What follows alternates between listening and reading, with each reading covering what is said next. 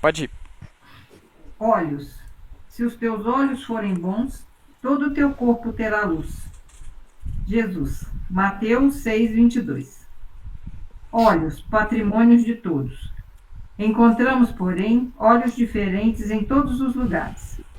Olhos de malícia, olhos de crueldade, olhos de ciúme, olhos de ferir, olhos de desespero, olhos de desconfiança, olhos de atrair a viciação, olhos de perturbar, olhos de registrar males alheios, olhos de desencorajar as boas obras, olhos de frieza, olhos de irritação. Se aspiras, no entanto, a enobrecer os recursos da visão, ama e ajuda, aprende e perdoa sempre, e guardarás contigo os olhos bons, a que se referia o Cristo de Deus, instalando no próprio espírito a grande compreensão suscetível de impulsionar a glória da eterna luz. Amigo Jesus, agradecemos a oportunidade de mais um encontro. Que na noite de hoje, Jesus, todos os lares possam ser visitados pelos amigos espirituais, que os olhos de Paulo possam estar presentes em todos os grupos de estudo e que possamos aprender, no finalzinho dessa carta, toda a mensagem que ele quis trazer para nós e que possamos colocar como gotas homeopáticas em prática no nosso dia a dia. Agradecemos, mestre, por esse estudo, por essa ajuda que recebemos enquanto estamos aqui reunidos. E nos comprometemos a estudar cada vez mais, a nos empenhar cada vez mais nas atitudes boas e na nossa renovação. Ampara-nos e nos proteja. Assim seja. Assim seja. Muito bem, gente. Boa noite para todos. Estamos aí no dia 12 de fevereiro de 2025 e já estamos preparando aí para encerrar. Eu acredito muito que a gente encerre essa primeira carta hoje. Por isso que semana passada eu coloquei para vocês se é válido na semana que vem a gente fazer uma recapitulação, tá? Cada um pegar alguma parte que mais tocou, que mais impactou, que mais emocionou e trazer para estudo alguma dúvida. A gente pode fazer esse estudo na semana que vem, terminando hoje, tá? Acredito que sim, vamos ver como que é o andamento aí. Mas no final a gente volta com essa proposta aí. Então, fazendo uma recapitulação aqui dos versículos aí do capítulo 15, né? Semana passada a gente falou muito também com referência ao que Paulo coloca como missão principal, que é a nossa transformação, que é a nossa ressurreição, e que várias coisas nos são dadas como acessórios para se chegar lá. E a gente colocou que muitas vezes nós pegamos esse acessório, ficamos apegados a eles e esquecemos da missão principal. Falamos das casas espíritas, dos templos, das igrejas, que as pessoas ficam fixas ali, mas que na verdade ali é um meio para se chegar a um patamar maior. Falamos, que mais que a gente falou? A gente falou também do primeiro Adão, né, que Paulo usa muito o termo Adão e usa Jesus, né? Ele está como colocando assim a Gênese e o Apocalipse, ou seja, o início e o fim, tá? Para nossa transformação também. Comentamos, né, até foi uma pergunta que foi colocada aí sobre o caso da trombeta, né, que a trombeta tocará nesses últimos dias aí. E falamos da morte também, que nem todos morrerão, mas aqueles que morrerem, né, na carne, né, vão ser ressuscitados em espírito. Então acho que a gente fez um apanhado muito bom para a gente poder finalizar esse capítulo 15, conforme a gente colocou, é um capítulo totalmente diferente, é um capítulo muito espiritual. Então paramos aqui no versículo 54, tá? Ok? Foi 54 mesmo? Foi. Então vamos lá. Então vamos lá. Aqui na Bíblia de Jerusalém, ela tem um subtítulo chamado Hino Triunfal e Conclusão.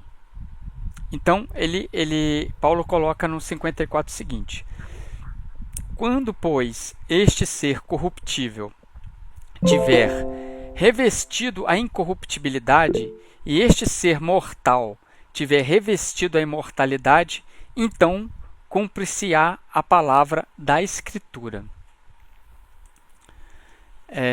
Alguém levantou a mão? Não? Uma pergunta? Não? Ok. O que Paulo está colocando aqui, né?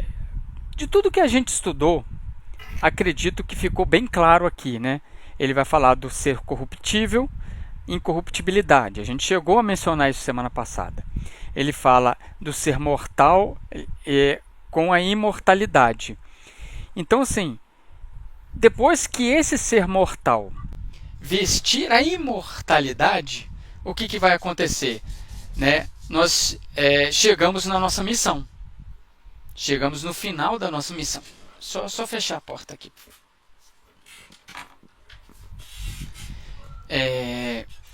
Então, sim, quando este corpo deteriorável for revestido da não deterioração, que significa que a gente está no processo da reencarnação.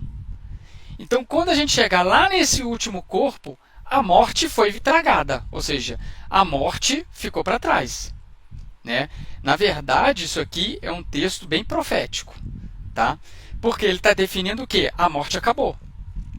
A morte foi vencida. A gente vai ver isso no próximo versículo que ele vai mencionar Isaías. Tá? Então, ou seja, a gente chegou lá no nosso processo de purificação, no nosso processo de depuração. No último, a morte venceu. Ou seja, nós vencemos a morte. O certo é isso. Tá? A morte foi vencida. Tá? Ela é vencida porque nós estamos agora ressurrectos, ressuscitados. Tá? Não vamos encarnar mais. Existe uma mensagem, gente, que eu trouxe aqui para vocês, muito interessante. Ela se encontra no livro do Obras Póstumas. A mensagem se chama Caminho da Vida. É uma mensagem muito bonita. E eu trouxe ela aqui, e se vocês me permitem, eu vou lê-la, porque ela traz um ensinamento muito semelhante do que nós estamos vendo aqui agora em Paulo. Tá? Por quê? Olha o que Kardec vai fazer, a comparação que Kardec faz com a caminhada até o final. Kardec começa assim: Obras Póstumas, mensagem chamada Caminho da Vida. Kardec começa assim: suponhamos uma estrada longa, em cuja extensão se encontram de distância em distância, mas com intervalos desiguais, florestas. Florestas que se tem de atravessar a entrada de cada uma, às vezes a estrada é larga e se interrompe para continuar a saída. O viajor segue por essa estrada e penetra na primeira floresta. Aí, porém, não dá com um caminho aberto. Depara-se-lhe, ao contrário, um dédalo inextricável em que ele se perde. Ele se perdeu nessa floresta. Continuando. A claridade do sol há desaparecido sob a espessa ramagem das árvores.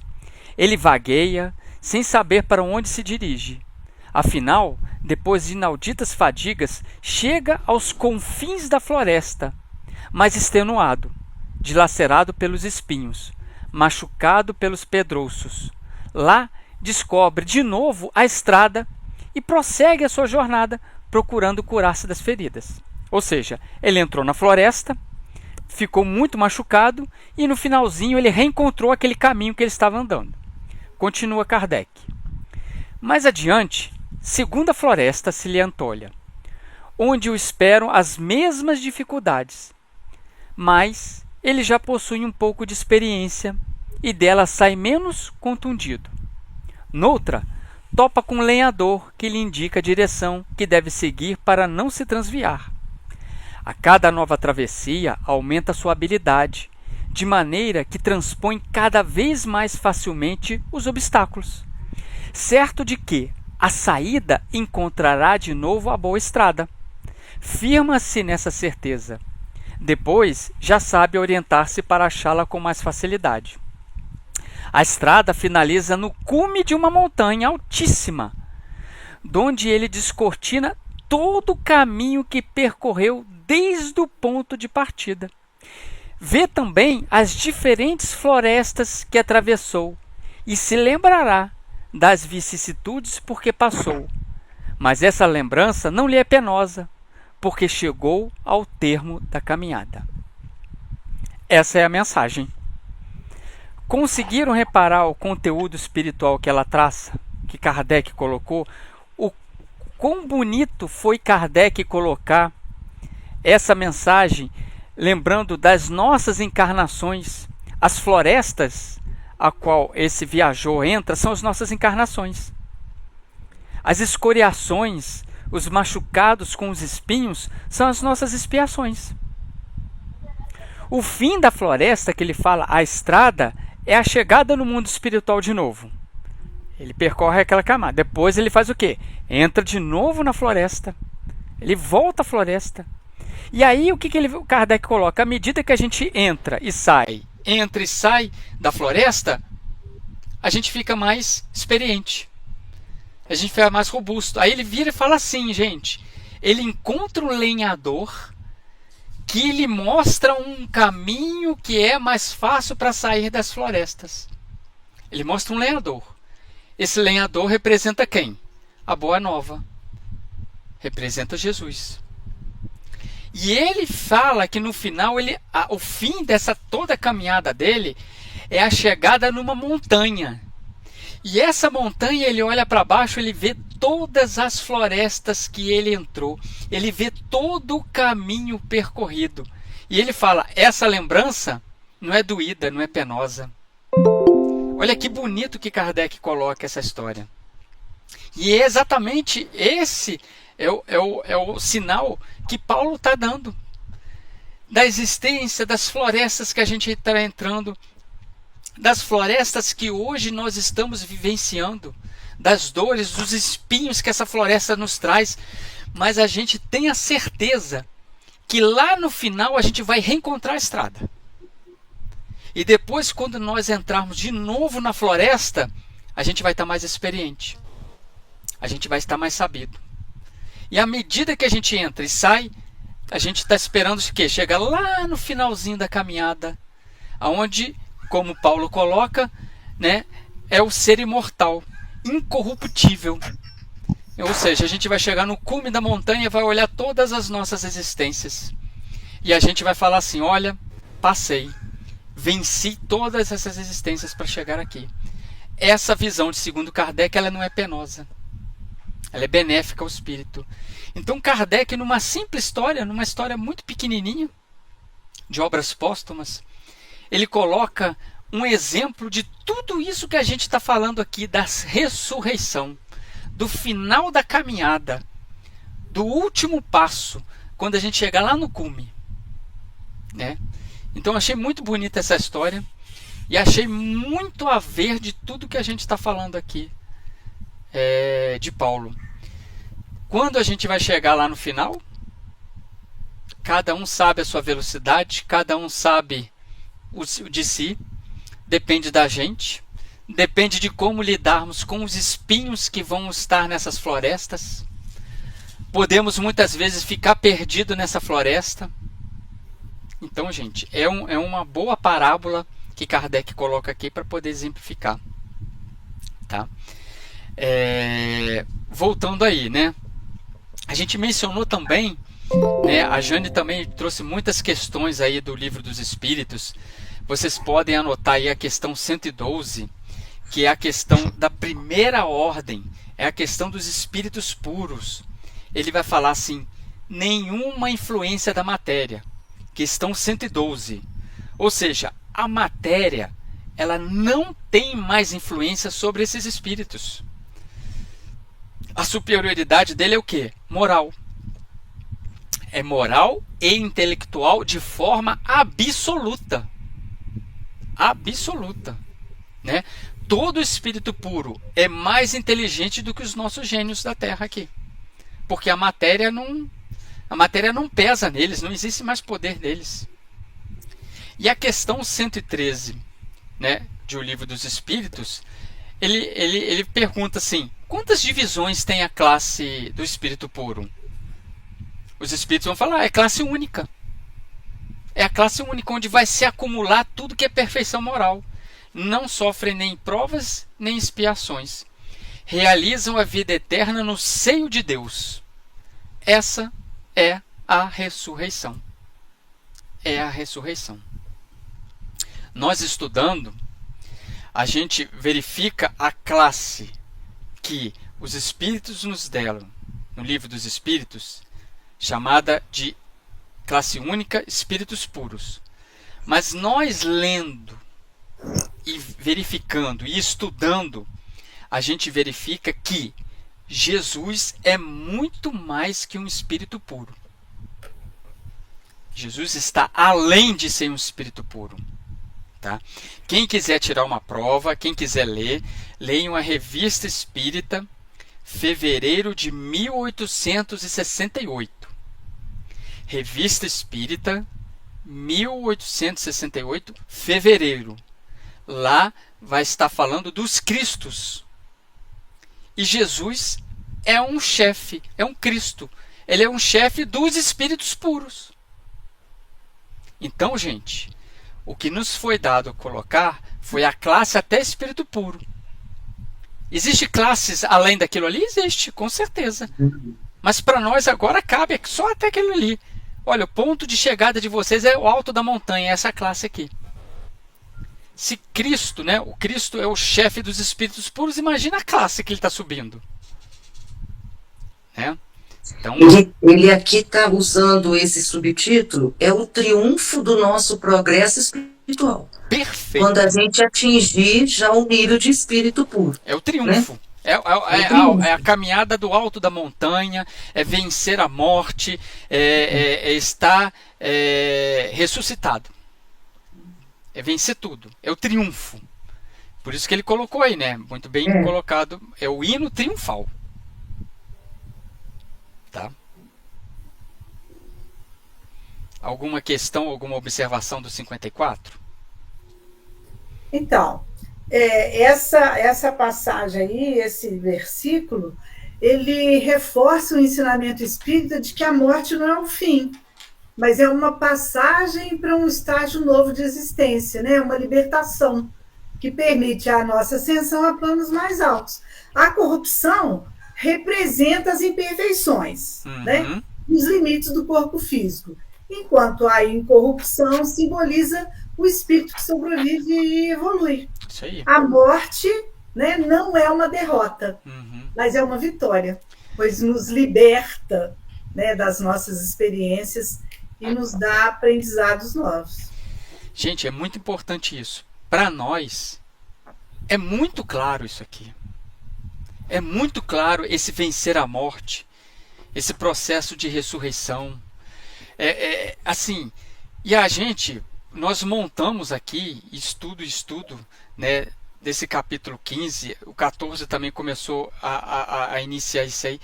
E você vê que Paulo utiliza muito do linguajar dele de fariseu, do conhecimento da Torá. Ele vai falar do primeiro Adão. Você vê que ele usa um simbolismo que você, se tiver com olhos de ver, você vai se deparar com a realidade da imortalidade da alma. Você vai se deparar com essa realidade. Olha o versículo 55, que foi tirado de Isaías. A morte foi absorvida na vitória. Morte, onde está a tua vitória? Morte, onde está o teu aguilhão? É um texto muito importante do Velho Testamento, tá? Na literatura judaica, um texto muito importante dos profetas, de Isaías. Ele cita o quê? Uma vitória.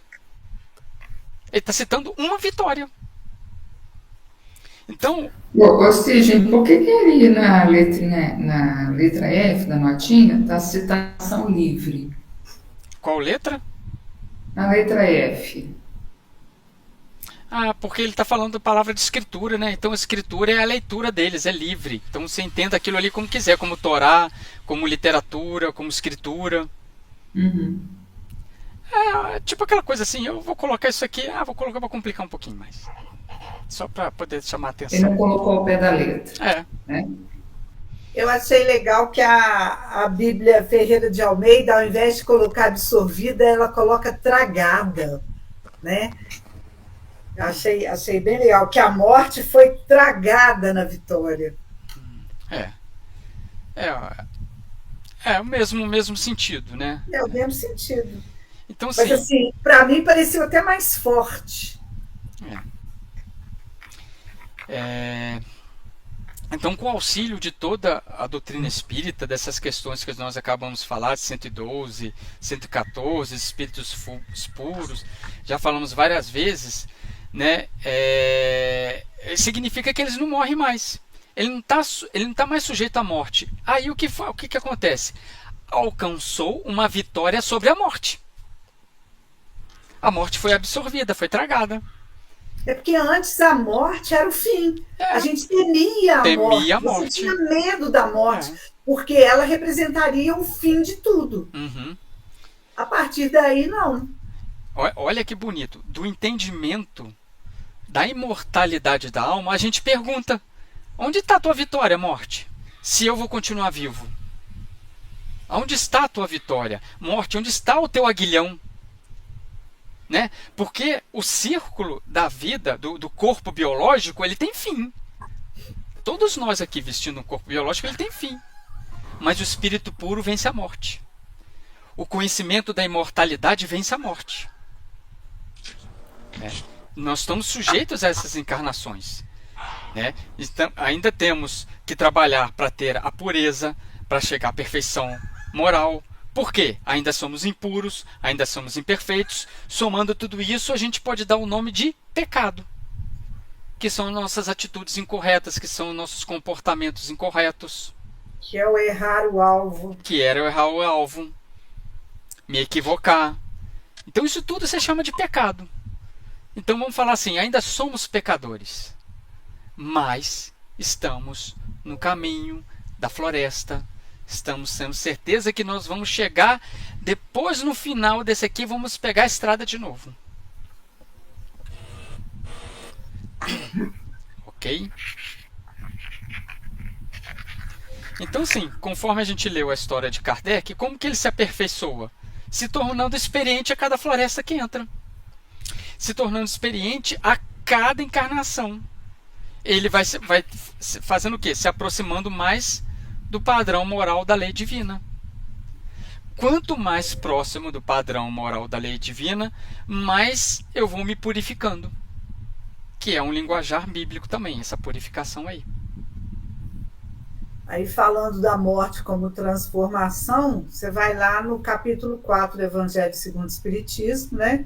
Ninguém poderá ver o reino de Deus se não nascer de novo. Se não nascer de novo.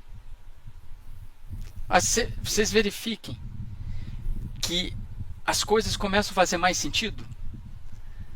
Se a gente pega um linguajar desse do Paulo, o Novo Testamento, a gente pega a doutrina espírita, você verifica que as coisas vão fazendo sentido, elas têm uma ordem, elas têm uma cronologia, elas têm um sentido espiritual. Por isso que às vezes a gente pega para ler, a gente não entende. Por quê? Eu não estou ainda nesse sentido, ainda não peguei. Aí em outro momento a gente lê de novo. Olha, consegui entender isso aqui. Ler a terceira vez a gente vai. Porque a gente tem que tirar essas cascas dos nossos olhos, da nossa visão espiritual. É isso que a gente precisa. E no 56, estou continuando, tá? O aguilhão da morte é o pecado. E a força do pecado é a lei. Graças se rendam a Deus que nos dá a vitória por nosso Senhor Jesus Cristo. O aguilhão da morte é o pecado. É o pecado. Por quê? Porque eu vou continuar nesse processo de encarnar, reencarnar, várias vezes enquanto eu estou no pecado. Mas quando eu terminar, eu venci a morte. A força do pecado é o que, gente? É a lei. O pecado é a fraqueza, a força dele é a lei. Por isso que nós temos que nos aproximarmos. Graças se renda a Deus que nos dá a vitória, Jesus Cristo, ressuscitado. Esse aguilhão, você pode dizer que ele é o medo do desconhecido? É o medo, é o temor. Pode colocar. Mas aqui o sentido é, enquanto eu estiver no pecado, esse aguilhão ainda vai me doer. Eu ainda vou temer, eu ainda vou sentir medo. Isso ainda vai me doer. O Chaplin coloca lá que aguilhão é a figura baseada na picada venenosa do escorpião como símbolo do poder de causar dano ou destruir. Por isso que eu estou falando, vai doer. Eu diria que é o que causa a morte, é o pecado. O pecado é que nos faz permanecer nesse estado. Nesse estágio Exatamente. de morte. Uhum. Encarna, desencarna, encarna, desencarna. Então, o que causa a morte é o pecado. O dia que o pecado desaparecer, Sim. esse processo desaparece. Eu não falaria nem desaparecer, porque dá que ele vai sumir. Eu usaria assim, for absorvido. Quando o pecado for absorvido pelas nossas vitórias, conforme está aqui, por nosso Senhor Jesus Cristo, eu entrei nessa fase. É engraçado. Desaparece o processo. O processo vai ser outro. Se não tem mais reencarnação, eu vou ressuscitar. Então o processo da morte desaparece. Eu acabei de conseguir compreender agora, nesse instante, aquele versículo que fala: o salário do pecado é a morte. O salário do pecado é a morte. Você vai continuar nesse processo de encarnar, reencarnar, encarnar, reencarnar. E às vezes você fica estagnado ali. Mas o que eles explicavam na época, que fazia a gente tremer de medo, é que, tipo, o seguinte: você peca, você morre e perde direito. Você não tem mais direito, morreu, acabou, né? Então, assim, se você peca, você morre e ali você vai tomar um destino. Ou você vai para o céu, ou você vai para o inferno. Ou você vai para o céu, que é dormir, né? O sono eterno lá dos justos.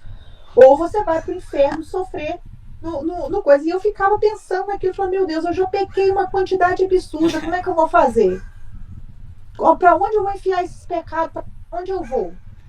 Entende? Aí agora vocês estão falando absorver. Na hora veio o versículo, eu não sei qual que é o versículo, mas veio o versículo na mente na hora: o salário do pecado é a morte. Ou seja, enquanto a gente peca, a gente tem que voltar para esse mundo aqui e reencarnar. E aí quando você chegar no final, você fala assim: morte, onde está teu aguilhão? Onde está tua vitória? Eu venci. E é por isso que Isaías fala: a morte foi absorvida na vitória. Então, deixou de existir. Ela foi diluída nessas existências todas. Né? Ficou só vitória. Dois casos que eu me lembrei agora aqui, para exemplificar. O primeiro é um famoso lá do Ascânio e do Lucas, lá no Ação e Reação. Espíritos nobres, benfeitores. Acho que é Ascânio e Lucas, se eu tiver errado, vocês me corrijam, tá? Eles estão querendo almejar uma posição melhor, ascender na esfera, mas foram pegar o projeto deles lá, a ficha deles, ela falou assim: olha, vocês dois ainda tem falta aqui, ó, 2 pontinhos aqui para vocês ressarcirem aqui. Vocês, em uma existência para trás, ficaram empurrando pessoas no abismo. Aquilo ali era o pecado deles. O que eles tiveram que fazer? Reencarnar para poder sanar aquilo, traçar um plano existencial de serem pilotos de avião e morrerem num piloto de avião de teste. Fazendo teste. Então, assim, você vê, eles tiveram que voltar. O salário do pecado é a morte. Eles tiveram que, vamos dizer assim, em outros termos, voltar e morrer de novo para poder sanar aquele pecado. Aquela dívida, né? Quando você fala que a força do pecado é a lei, aí no caso é a lei de causa e efeito? Porque aí o pecado te causa o sofrimento. Esse sofrimento terá que ser reparado. E ele vai ser reparado como? Com a lei de ação e reação. Então, mas eu colocaria a lei de Deus. Porque a lei de reação está embutida lá. É a lei de Deus, é a lei maior. É a força do pecado. Por que a força? Porque ele não é fraqueza. A fraqueza é o próprio pecado. A força dele é você se aproximar cada vez mais da lei de Deus. E para isso, né, você tem essas existências todas. Você tem os aguilhões. Você tem a dor como mestra nossa. Então, mas aí eu pensei, e para reparar isso, eu tenho oportunidade, vou ter uma nova reparação, vou atingir o progresso com a lei de causa e efeito aí atuando. Certo, ué. Em Romanos 7:7, nós vimos muito sobre isso, o papel passado da lei. Nós discutimos muito que a lei é o quê? Para nos despertar onde devemos nos modificar. A lei terrena fala: você não pode dobrar à esquerda. Se eu não cumpro, se não tem a lei, eu viro e tropeço. Caio no abismo. A lei vem e fala: abismo à esquerda, não dobre. É a lei. A força está na lei. A lei serve para quê? Para a gente despertar.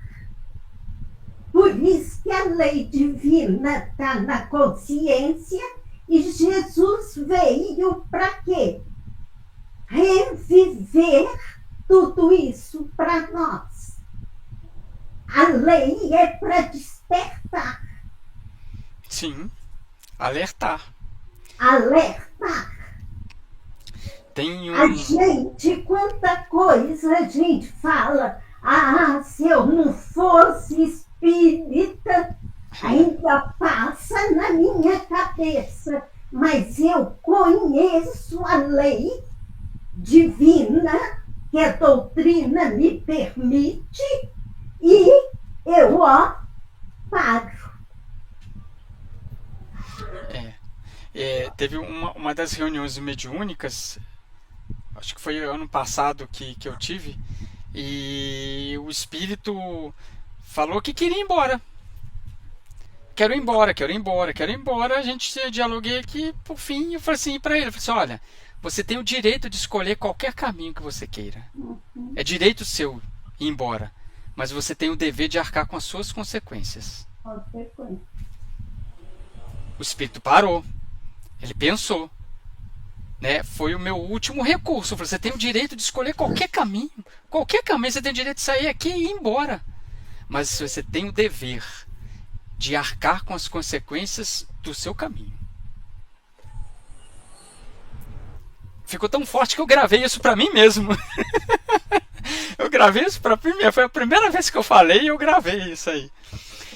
Serviu para Serviu. mais próximo. Com certeza. Eu estava sendo esclarecido. Eu fiquei de dar um outro exemplo. Voltei lá. Eu acabei quase percebendo.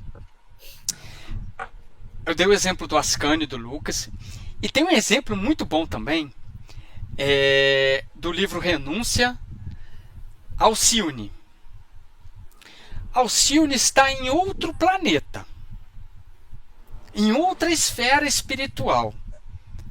E ela vira e fala assim: eu vou voltar para o planeta Terra e vou reencarnar para poder ajudar os meus amores. Um dos mestres dela fala: você está suscetível de errar de novo. Gente, esse espírito não é um espírito puro. Não. Mas as condições dele, ele não precisava reencarnar no mundo de provas e expiações. Ele estava reencarnando em outros mundos. Ele estava em outros mundos. Em outros mundos. No nível de provas e expiações no nosso planeta, ele não precisava reencarnar. Aqui ela já tinha depurado tudo. Ela estava em outros níveis evolutivos. Já tinha passado daqui. E aí o benfeitor fala assim: se você reencarnar, você está arriscada a você errar. Por quê? Se ela reencarna e faz alguma coisa errada aqui, o que ela acontece? Ela volta para o pecado. Não que ela venceu tudo, gente.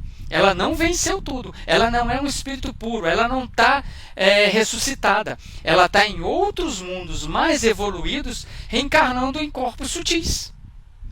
Ela estava num plano espiritual lá, numa universidade, estudando música.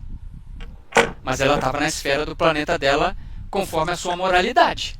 Ela não era um espírito puro. Mas ela volta para reencarnar aqui. Você diz assim, no caso, ele está alertando ela que se ela vier para reencarnar aqui e fizer alguma coisa que deixar para trás alguma farpa ou alguma coisa, ela vai precisar quitar essa farpa aqui. Então ela vai vai retroagir? Não, ela não vai retroagir. Mas o que eu quero explicar nesse caso é o seguinte: ela não está totalmente purificada. Ela está suscetível ainda ao erro. Ela não é purificada ainda. O que eu quero mostrar nesse caso, que nesse caminho, vamos voltar na metáfora que Kardec colocou da floresta, ela está em outra floresta, menos densa, menos espinhosa, já tem a noção tudo, e ela volta para uma floresta mais densa. Mas se ela fizer algum equívoco aqui, errar aqui, ela vai ter que ressarcir. Ela não está livre do pecado ainda. A morte... Ela ainda não assumiu espírito puro. Não. É isso que eu quero explicar. Espírito puro é que não. E não está suscetível. Então ela escolhe voltar. Se a gente pensar em planeta de provas e expiações, né, que a Terra já não está sendo mais, tá? A caminho da regeneração, que é um planeta melhor. Sim. Mas não é perfeito. Mas eu acredito que ela não estava nem no mundo de regeneração, ela devia estar no mundo ditoso. Eu estou fazendo uma comparação. Isso. Entendeu? Porque a gente tem a impressão assim, nossa, mudou de é uma categoria para outra, melhorou 100%. Não é? Não, 100% não, vai melhorar muito. Melhor 100% é quando você for espírito puro, gente. Ou seja, ela vai reencarnar aqui, a dúvida que a Jane teve, né? Dela vai retroagir? Não, ela vai continuar com tudo que ela conquistou dentro dela. Sim. Só que tudo que ela conquistou dentro dela, quitando uma dívida que ela criou aqui. Não, ela não veio para poder ressarcir nenhuma dívida, ela veio em missão. Não, amor, eu tô dizendo assim, no caso, se ela deixar alguma farpa aqui okay. E precisar retornar para poder quitar aquela farpa que ela deixou, o conhecimento, onde ela já conseguiu chegar, vai continuar dentro dela. Tudo que ela sublimou dentro dela, ela vai continuar. Sim. Ela vai ser um espírito aqui na Terra que vai ser vista como, entre aspas, aí, um anjo. Como ela foi vista ali no livro, né? Como ela foi um anjo de bondade. Exatamente. Como aconteceu toda a encarnação dela, que ela sofreu, padeceu, tudo, morreu dentro da prisão com o amado dela matando ela. Então, assim, ela foi sublimada. Ela não errou. O benfeitor falar isso, a gente olha assim, vai errar igual a gente. Gente, o benfeitor só falou isso porque existia possibilidade. Aí você vira e fala assim, é pequena, mas existia a possibilidade, e como um benfeitor, ele tinha que alertar. Existe ele não falou isso, né? Mas existe uma pequena probabilidade de você se equivocar, mas de tudo que ela conquistou, poderia acontecer. Ele ainda fala, muitos partem em missão arriscada como a tua e não voltam. Ele avisou. É papel dele, né, gente? Alertar. Apesar que ela sabia, mas é papel alertar. Mas ela consegue vencer. Aí ela pode fazer. Não, ela não chegou no espírito puro, mas ela falou assim: onde está a morte? Eu venci. Eu venci o aguilhão. Ela não bater, né? Né? Entendeu? Ela conseguiu, ela veio e retornou para a psicosfera espiritual dela. Ok? Aqui no 58, voltando, né? Ele já encerrando. Assim, irmãos bem-amados, sede firmes, inabaláveis, fazei incessantes progressos na obra do Senhor, cientes de que a vossa fadiga não é vã no Senhor. É uma mensagem de otimismo. Mensagem de otimismo, de esperança. Tá, sede firmes, né? Fica firme na sua fé, né? Fazer incessantes progressos, né? O seu cansaço, isso tudo os espíritos estão olhando, isso não é vã. Isso aí não está sendo jogado fora, né? Isso tudo está sendo visto. Tem Emmanuel. Ah, é. Vale ler também João 16:33, que é também consolador, né? É uma tradução. Na BJ, inclusive, cita João 16:33. Muito bom. Tem 3 Emmanuels aí, não confirma para mim? Tem o Palavras de Vida Eterna 44, chamado Ação. É uma mensagem muito bonitinha ela. Né? Estilo do que a gente lê hoje. Bem pequenininha. Tá? Alguém quer comentar essa mensagem 44? Peraí que eu estou procurando o João 16:33. Eu também. Eu achei aqui, ó. Eu vos disse tais coisas, para terdes paz em mim.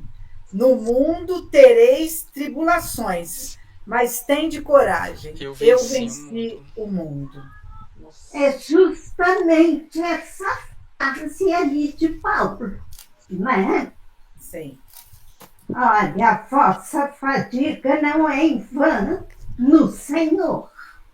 Eu Tende coragem. Tende coragem. Essa mensagem de ânimo, de força, essa tem muito a ver com a mensagem 115 do Palavra de Vida Eterna, que é uma mensagem muito bonita também, de estilo do Paulo está colocando aqui, é uma mensagem de ânimo para os nossos dias de tempestade. Muito Qual que bonito. você está falando? Eu estou falando da mensagem 115 do Palavras de Vida Eterna, chamada Firmeza. Firmeza e constância, tem uma aqui também, com firmeza. Não, 115. Ação. É engraçado. Por que no Emmanuel não... Ah, tem sim. O quê? Com firmeza, da Palavra da Vida. Tem, ué. Com firmeza, é o que eu falei. Tem firmeza Mas e aí, constância. a primeira que tem com aí, firmeza. a primeira que tem é firmeza e constância, né? É. É a 69. Mensagem, mas é 69, essa aí é Fonte Viva. Fonte Viva, mensagem 69, firmeza e constância. Também é referida ao versículo 58, tá? São 3 mensagens, mano, que tem nesse versículo aí. Então, eu marquei aqui: quem penetrou a terra espiritual da verdade encontrou o trabalho por graça maior. O Senhor e os discípulos não viveram apenas da contemplação. Oravam sim, porque ninguém pode sustentar-se sem o banho interior do silêncio, restaurando as próprias forças nas correntes superiores da energia sublime que flui nos mananciais celestes. A prece e a reflexão constituem o lubrificante, achei bonito isso, lubrificante sutil em nossa máquina de experiências cotidianas. Só o Emmanuel mesmo para escrever um negócio desse. Eu gostei desse pequenininho aqui também, ó. Agir ajudando, criar alegria, concórdia e esperanças, abrir novos horizontes ao conhecimento superior e melhorar a vida. Onde estivermos, melhorar a vida onde estivermos. É o apostolado de quantos se devotam à Boa Nova. E aí o final é aquele fecha-chave que deixa a gente até sonhar, né? Deixa a gente Pode até ler. sonhar. Procuremos as águas vivas da prece para lenir o coração, mas não nos esqueçamos de acionar os nossos sentimentos, raciocínios e braços no progresso e aperfeiçoamento de nós mesmos, de todos e de tudo, compreendendo que Jesus reclama obreiros diligentes para a edificação de seu reino em toda a terra. Eu risquei braço. Nossa! Eu risquei a palavra braços, porque é o que ele fala lá no primeiro parágrafo. Não adianta você ficar só orando, você subir a montanha e ficar lá, virar um ermitão, ficar só na meditação. Não adianta, tem que ter braços, tem que ter o trabalho, tem que ter... Esse finalzinho aí é de tirar o fôlego. Muito bom. Muito bom, eu gostei muito dessa mensagem. Eu grifei também, Jane, bastante nossos sentimentos, porque a ação sem amorosidade se perde, né? Beneficia o que recebe, mas para nós. Mas eu gostei mais da 115, tá? Com firmeza. Ação. Você gostou mais dessa? Eu gostei mais dessa. Gostei mais dessa. Não, essa é 44, é de outro livro. Não sou. Você gostou da 115? 115 palavras de vida eterna. Ah, tá. Com firmeza. É. Tá. Ah, tá, com firmeza. Achei que fosse ação. Não. Gostei mais dessa aí. Essa aí eu fui lá, eu grifei só o último parágrafo. Desse modo, mesmo que todos os acontecimentos exteriores conspirem contra vós, permaneçamos fiéis ao trabalho do Senhor, estendendo o bem a todos os que nos cercam, na certeza de que o trabalho em nome do Senhor não é em vão.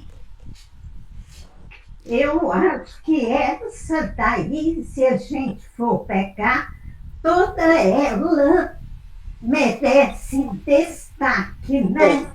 Porque ela vai falar a marcha do viajor. É o que nós encontramos pelo caminho. Desilusão, calúnia, perseguição, crise. Crise. É isso. Então, essa daqui eu não grifei, não. Pus só um traço assim, pegando ela inteirinha. E depois que ele descreve uma por uma, ele vai, ninguém se eleva sem atender às imposições da subida. A face disso, todo esforço no bem, por mínimo que seja, redundará invariavelmente a favor de quem o realiza, porque toda ação pela felicidade geral é concurso na obra divina. Eu achei. E eu achei tão, assim, quando a gente leu a mensagem do Obras Póstumas, né, ele fala, ninguém se eleva sem atender às imposições da subida. É o que Kardec colocou, a gente está subindo. E o finalzinho dele aqui, o Emmanuel coloca, né, Senhor, fiéis ao trabalho do Senhor, estendendo o bem a todos os que nos cercam, na certeza de que o trabalho em nome do Senhor não é vão. É o finalzinho que ele coloca aqui, que a vossa fadiga não é vã no Senhor. E se vocês falou novamente a mensagem lá do Obras Póstumas, é isso aqui. A floresta que você recebe, tudo isso. Quando você está ali perdido, né? A desilusão, a calúnia, a perseguição, você está numa floresta sem enxergar o fim. O caminho, né? E muitas vezes a gente se desvia diante da desilusão, da calúnia, da agressão, a gente se desvia do caminho, se perde. Uhum. Muito, muito importante. Muito, muito emocionante a mensagem dele para esse finalzinho de Paulo aqui. Muito bom, gente. Se vocês, quem não leu, leia, grave essa mensagem. Se está passando por um momento desafiador, leia essa mensagem que ela é bem consoladora. Ainda tem a 44, de Palavras de Vida Eterna, capítulo 44. Tem a mensagem pequenininha. Ação, a mensagem pequenininha, eu gravei lá o final do último parágrafo. Todos somos diariamente constrangidos à ação, e pelo que fazemos é que cada um de nós decide quanto ao próprio destino, criando para si mesmo a inquietante descida à treva ou a sublime ascensão à luz. Então, assim, realmente aí a lei de causa e efeito, né? A gente resolve, igual você falou lá com o espírito, você pode seguir o caminho que você quiser, mas você vai ter que sofrer as consequências. Então, a gente pode escolher o caminho que a gente quiser. Ele nos leva à descida à treva ou à ascensão à luz. Muito bom. Muito bom, gente. Vamos concluir aqui? Então a gente chega aqui no capítulo 16. Nada mais típico do que Paulo faz uma mudança abrupta entre os capítulos 15 e 16. Agora a gente estava lá nas lucubrações, nas ressurreições, na poesia. Agora aqui ele volta aqui para as coisas mais triviais da vida. Ele baixou aqui, né? Afinal de contas a gente está encarnado, né? Então a gente tem que continuar vivendo aqui, né? Então a gente sai lá, né? Ainda que eu tivesse, tocasse os sons, se eu não tivesse amor, eu nada seria. A ressurreição. Agora aqui ele já... Vamos falar das coisas terrenas? É o que ele vem falar aqui, né? Então ele vai falar das coisas práticas da vida aqui. Então ele sai das coisas, lá vem para o trivial da vida aqui. Vem fazer o acerto de conta aqui. Então ele vem aqui, ó. Quanto à coleta em favor dos santos, segui também vós as normas que estabeleci para as igrejas da Galácia. A gente vai estudar lá na Carta aos Gálatas lá. Aqui, que favor dos santos é esse? Os santos são as pessoas que ele está ajudando, que está coletando lá da Casa do Caminho. Ele chama de santos. Na letrinha aí, explica aí, Jane. Ah lá, cristãos de Jerusalém. Cristãos de Jerusalém. São os santos. Cristãos. Ah, tá. Tá? Que desde os primeiros decênios precisam ser auxiliados. Isso. Se lembra do acerto que Paulo fez com o Tiago, Paulo Estevão? Aqui ele se refere de santo. Eu só não entendi esse termo santos e eu não li essa notinha. Mas marca aí que ele vai repetir várias vezes isso aqui. Coleta para os santos. Os santos estão mandando abraços para vocês. São as pessoas lá de Jerusalém que ele está coletando. Uhum. Tá? Então ele vai fazer a coleta ali também. No primeiro dia da semana, cada um de vós põe o lado o que conseguir poupar. Deste modo não esperará a minha chegada para se fazerem as coletas. Quando aí chegar, mandarei munidos de cartas aqueles que tiverdes escolhido para levar vossas dádivas a Jerusalém. Tá vendo? Os santos. E se valer a pena que eu mesmo vá, eles farão a viagem comigo. Né? Quem que vai vir trazer aqui? Se quiser, pode vir comigo. Irei ter convosco depois de passar pela Macedônia. Ele estava na segunda viagem, pois hei de atravessar a Macedônia. É possível que eu me demore convosco, ou mesmo passe o inverno entre vós, para que me dê os meios de prosseguir a viagem. Então aqui ele está, né, colocando aqui as questões pessoais dele. Versículo 7 aqui. Não quero ver-vos apenas de passagem. Espero ficar algum tempo convosco, né? Ele tinha um carinho muito grande por Corinto. Era uma igreja que ele fundou. Se o Senhor permitir.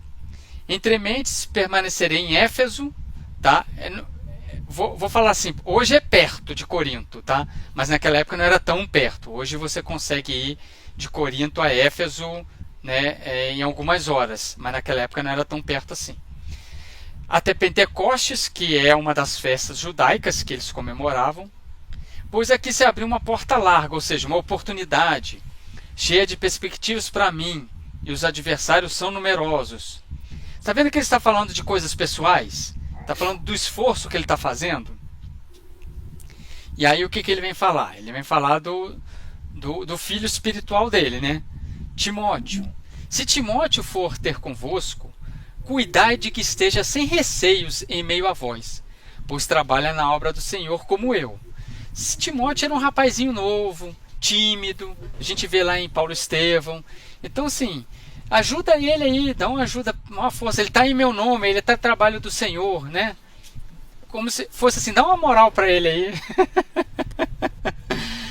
Né? Então ele está falando: dai-lhe os meios de voltar em paz para junto de mim, pois eu espero com irmãos.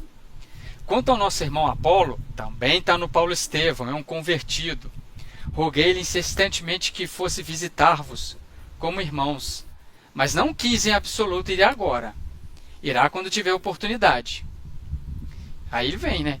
Vigiai, permanecei firmes na fé, sede corajosos, sede fortes, fazei tudo na caridade. Ele está dando força ali conforme ele finalizou naquele capítulo. Ainda em... Gente, eu estou indo rápido aqui, porque ele está só se despedindo aqui, tá? Não tem... não tem coisa assim subliminar aqui, não, tá? Ainda em uma recomendação. Irmãos, conhecereis a família de Estéfanas. Sabei que são as primícias de Acaia e que se devotaram ao serviço dos santos. Tendei, pois, deferência para com pessoas de tal valor, para com todos os que colaboram e se afadigam na mesma obra. Ele falou de afadigar lá no finalzinho, lá, ó. Regozijo-me pela presença de Estéfanas, Fortunato e Acaico. Essas pessoas não estão no Paulo Estevão, tá? Eles não aparecem no Paulo Estevão. Pois suprirão a vossa ausência. Tranquilizar o meu espírito e o vosso. Sabei apreciar pessoas de tal valor. Tá dando uma moral para esses três aí também. Saudo-vos as igrejas da Ásia. Ásia, conforme eu mapeei para vocês também, é a Turquia. Tá? Quando fala Ásia, é a Turquia ali, o território turco. Envio-vos efusivas saudações no Senhor, Áquila e Priscila. É o famoso Áquila e Prisca, o casal que viaja com eles. Nossa, que teve com eles lá no deserto de Dan. Que, inclusive, o projeto de Saulo de matar os cristãos lapidou os pais de Áquila, entendeu? Então, assim, se tornou um casal do coração deles. Áquila e Priscila com a igreja que se reúne na casa deles. Saudam-vos todos os irmãos, saudai-vos uns aos outros com ósculo santo. A saudação do meu próprio punho, Paulo. Paulo foi ali e assinou, tá? Estou saudando vocês. Ele não estava ditando. Aqui no final ele foi do próprio punho. Se alguém não ama o Senhor, seja anátema, né? E aqui, gente, é um termo que é a origem da igreja Maranata, né? Maranta, né? Tá aí uma notinha H da Bíblia da BJ, né? Que é o Senhor vem, tá? Então a origem do nome da igreja Maranata é aqui, tá? Esse termo aqui é hebraico. A graça do Senhor Jesus esteja convosco. Com todos vós está o meu amor em Cristo Jesus. E assim terminamos. Saldo a todos que chegaram até o final aqui. Ô Sidney, ele está colocando aqui embaixo na letrinha aqui, ó. Tem um H ali, né? Uhum. Ele coloca aqui, ó, palavras aramaicas que haviam passado para a linguagem litúrgica, exprimiam a esperança da parúzia, segunda vinda de Cristo.